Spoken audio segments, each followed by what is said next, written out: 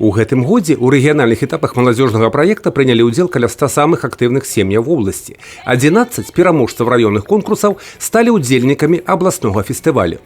Усе яны пражываюць у сельскай мясцовасці, маюць падсобную гаспадарку і выхоўваюць дзяцей. 3 сям'і шматдзетныя. Конкурс важный и интересный, потому что на самом деле мы стараемся чем больше проводить таких мероприятий для сельской молодежи, потому что вот совсем недавно прошли у нас дожинки, и хочется, чтобы этот праздник для именно сельской молодежи продолжался, и то, что семьи участвуют, это говорит о том, что эти конкурсы важны и нужны. Конкурс важен тем, что семьи, мне кажется, они сплачиваются здесь, и муж с женой, которые порой часто там один на работе, второй на работе, и труд сельский, он очень тяжел, а здесь они могут побыть вместе, привести своих детей, показать свои семейные традиции, которые у них в каждом регионе. Действительно, у нас различные классные семейные традиции. Асабліва нас цікавіць, безумоўна, будучыя вёскі, а будучыня вёскі – гэта маладая сям'я. І вось конкурс гэты сярод маладых сямей якраз і дэманструе тое, што на вёсцы можна сёння жыць, працаваць, бавіць вольны час, займацца фізкультурай, спортам, займацца працай і жыць. Проста жыць дастойна. А яшчэ на станоўчым прыкладзе паказаць, як будаваць моцную сям'ю і падыходзіць да выхавання і падрыхтоўкі дзяцей да дарослага жыцця.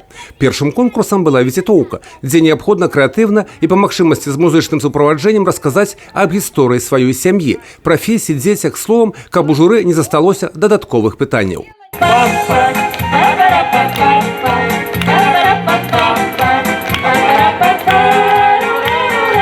Адным з самых складаных, але яркіх этапаў конкурсу стала прэзентацыя падворка сям'і і страў, якія гатуюцца штодзённа і на розныя святы.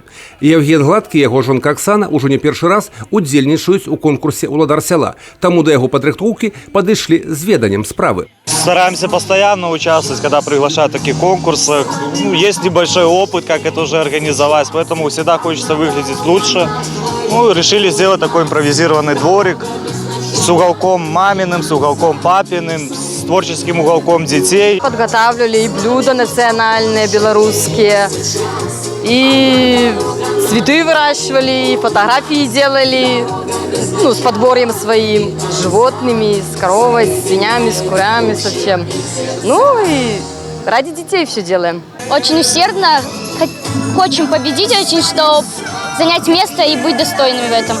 Не менш крэатыўны падворак і стравы былі і ў сям'і Вяжбіцкіх. Яны стылізавалі ўсё пад старажытную хату, так як гэта было ў іх дзядулі і бабулі. Посмотреть на других, себя показать. Конечно. Самое тяжело было это визитку. Вот как придумать, поставить, чтобы спеть, не волноваться. А так все, слава богу, нам помогали руководители, все накрывать, готовить. Падыход да справы ацэньвала строгае журы. У выніку ўсіх конкурсаў уладарамі сяла на абласным этапе стала сям'я Гладкіх з Баранавічоў. Яны будуць прадстаўляць Брэсцкую вобласць у рэспубліканскім туры. Юрый Печур, Александр Севіцкі, тэлерадыёкампанія «Брэст».